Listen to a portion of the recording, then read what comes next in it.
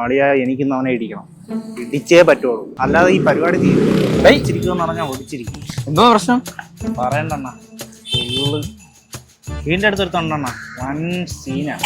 കുറെ നാളായി തുടങ്ങി. ഡേയ് നീ വെറുതെ ആവശ്യമില്ലാത്ത വള്ളി കേസിന് തല വെക്കല്ലേ. ഇതൊരു വള്ളിയാണ്, നമ്മളെ എവിടത്തിനും നമ്മളെ തൊടൂല.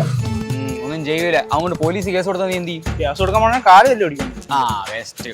എടാ നീ ഇപ്പൊ അവൻ അടിക്കുമെന്ന് പറഞ്ഞില്ലേ, ഈ അടിച്ച കാര്യം പോലീസിൽ കൊണ്ട് കേസ് കൊടുത്തു കഴിഞ്ഞാൽ നിനക്ക് 1 വർഷം തടവും പിഴയും കിട്ടും. എങ്ങനെ? സ്വേച്ഛയ ദേഹോപദ്രവം ചെയ്യുമെന്ന് പറഞ്ഞുകൊണ്ട് പോകും.